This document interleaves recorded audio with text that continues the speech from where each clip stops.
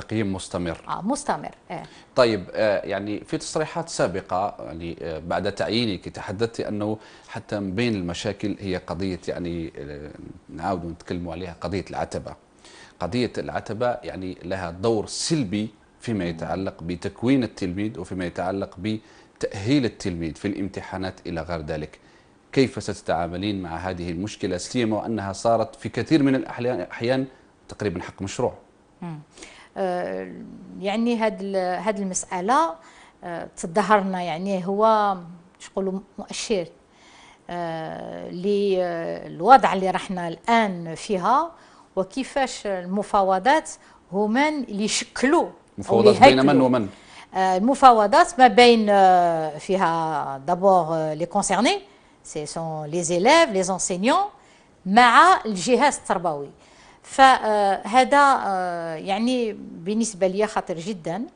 ولما قلنا باللي أولا عنده انعكاس في الدراسات العليا، بما أن لما يعني نتخلاو ببعض الدروس اللي عندهم أهمية في المستقبل، ف جو دير هذا ترجع ولو يكون عنده يعني البكالوريا كي يكون في السنة الأولى ما يكونش محضر يعني الشيء اللي لازم، فالفشل المدرسي يكبر جدا.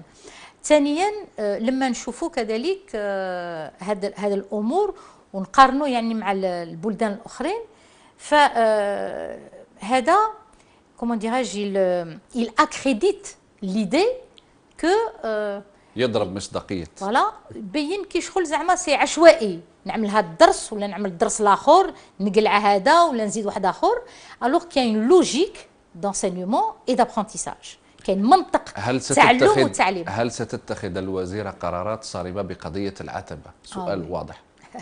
والجواب غادي يكون واضح، ما غادي تكون يعني إعادة في هذه الحالات. مثلا بدءا من من سنة موسم الدراسي القادم.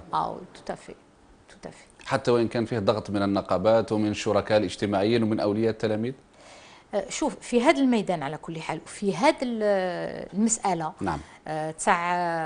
تاع العتبة، فالشيء اللي نجم نقول أنه كاين نوع من الإجماع 7 سنين من بعد، كاين نوع من الإجماع تمس النقابات يعني فيدرالية الأولياء، كل ما بين هذه الأطراف يعني راهم واعيين باللي يعني غادي يكون انعكاس سلبي إذا مروا في هذه الطريقة.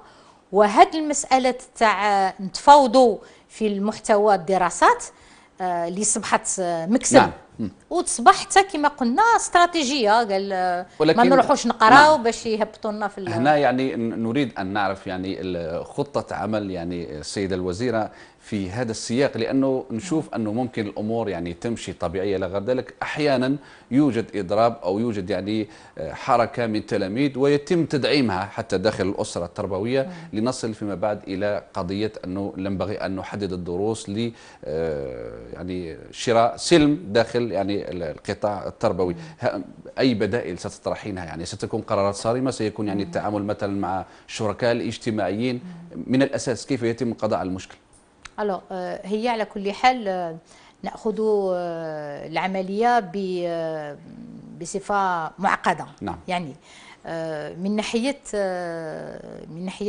الاصلاح التربوي نحاولوا باش نزيدوا نكملوا الاصلاح، لما ان عرفتوا باللي في السنه الاولى والثانيه في المتوسط في الثانوي فمطبقين يعني الاصلاح التربوي اللي كان تم وكان التكوين، ولكن كي وصلوا في السنه الثالثه في الترمينال ما يعني طبقوا هذا الشيء. فنحاولوا ب يعني عمليه تكوين يعني كومون ديراج كونتينيو مستمر باش في السنه الثالثه كذلك في لا تيرمينال باش نكملوا بهذه العمليه. كي نقولوا نكملوا بعمليه الاصلاح واش يعني؟ يعني ان كي نحطوا يعني موضوع في الامتحانات اذا معتمد دائما على المضامين وليس على اسئلات اللي تحتاج يعني واحد باش يكون تركيب، نعم. باش يقدم بفرضيات حلول بعض الاسئلات. فهذا اصبح يعني نوعا ما يتناقض مع تطبيق عمليه الاصلاح. وثانيا اللي هو جانب قوي جدا، الحوار مستمر مع النقابات باش يعني مع بعض تكون عندنا اتفاقيه باش كل اللي موجود من ناحيه البرامج والمناهج تطبق في طول السنه. جيد.